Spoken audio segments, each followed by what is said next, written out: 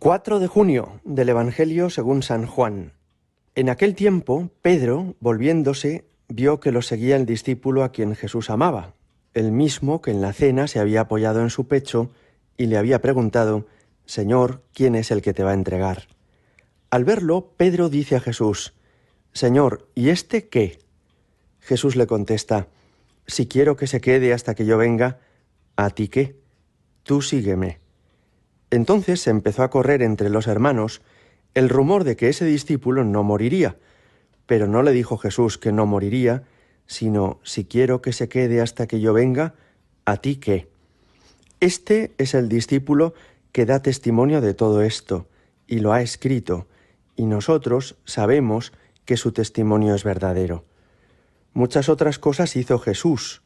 Si se escribieran una por una, pienso que ni el mundo entero podría contener los libros que habría que escribir. Palabra del Señor. Mirad, mañana, domingo, celebraremos la solemnidad de Pentecostés, la venida del Espíritu Santo sobre los apóstoles, la fiesta con la que termina el tiempo de Pascua, en el que venimos avanzando desde el domingo de Resurrección. De modo que hoy es el último día de la Pascua antes de Pentecostés, y por eso nuestra Madre la Iglesia nos pone como lectura los últimos versículos del último capítulo del último de los Evangelios, que es el de San Juan. Hemos leído el final de Juan 21. Esta escena es una aparición de Jesús a orillas del lago Tiberíades, que comenzó cuando Jesús les dijo: «Echad la red a la derecha», a quienes llevaban toda la noche sin conseguir pescar, que continuó después con que Jesús almuerza con ellos, se lleva a Pedro aparte y le pregunta, lo escuchábamos ayer: «¿Me amas más que estos? ¿Me amas? ¿Me quieres?».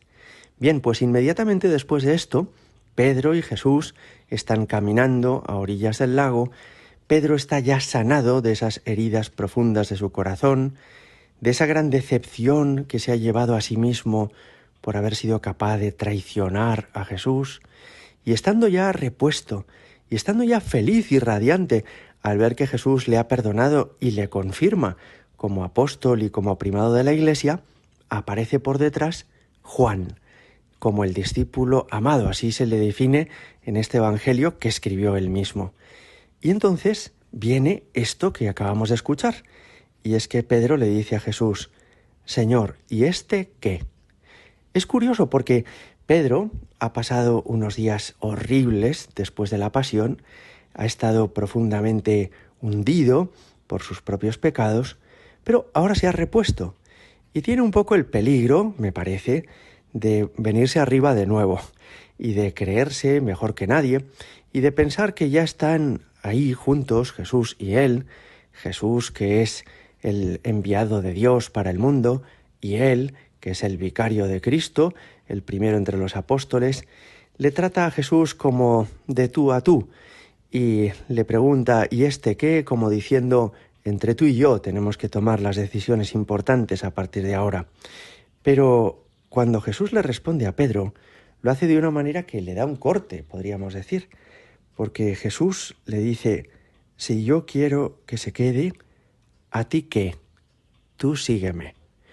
Con esto está poniendo a Pedro en su sitio y está ayudándole para que no vuelva a caer en ese orgullo que le hacía pensar que él era mejor que los demás, o que él podía disponer de la vida de los otros, o considerar que los demás podrían traicionar a Jesús, pero que él jamás lo haría.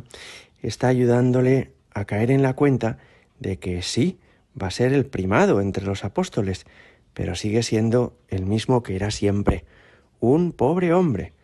Si quiero que se quede hasta que venga, ¿a ti qué? Tú sígueme. Esta enseñanza me parece que nos ayuda mucho, porque todos, como Pedro, tenemos el peligro de andar juzgando a los demás y de andar pensando qué es lo que tendría que hacer este, o a dónde tendría que ir el otro, o lo que yo haría si fuera aquel de más allá.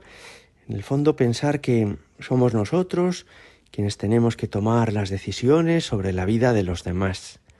Y Jesús nos dice: «Tú sígueme. Lo que yo haga con esta persona, ¿a ti qué?». Esto nos ayuda muchísimo a ser respetuosos con la vida de los otros y a entender que igual que nosotros tenemos una historia preciosa de amistad con Jesucristo, también los demás la tienen, y que los demás, mientras que se mantengan unidos al Señor, pues seguramente no necesitan de nosotros, ni nosotros somos los que tenemos que organizarles la vida. Esto no significa desentendernos de ellos, ni que falte amor al prójimo, pero sí significa no considerarnos mejores que nadie y entender que Dios lleva a cada uno por donde Él quiere.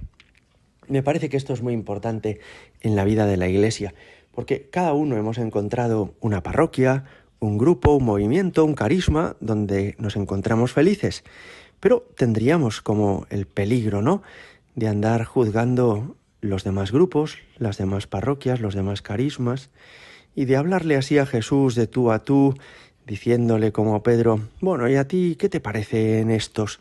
¿O qué hacemos con estos otros? Y el Señor a veces nos tiene que poner en nuestro sitio y decirnos, oye, si yo tengo con estos un trato particular, ¿a ti qué? Tú sígueme. Esto nos ayuda a aceptar a todos como son, a aceptar la Iglesia como es y a aceptar que ni mi manera de vivir ni mi grupo son los únicos o los mejores, sino que hay otras formas de vivir, otros carismas, otras realidades.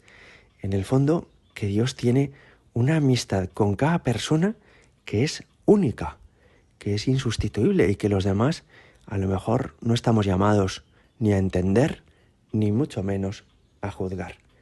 Vamos a pedirle hoy al Señor, cuando terminamos la Pascua, que nos conceda esto, a vivir unidos al Señor y al mismo tiempo a entender que hay otras formas de seguirle y de servirle distintas a la de cada uno de nosotros. Gloria al Padre, y al Hijo, y al Espíritu Santo, como era en el principio, ahora y siempre, y por los siglos de los siglos. Amén.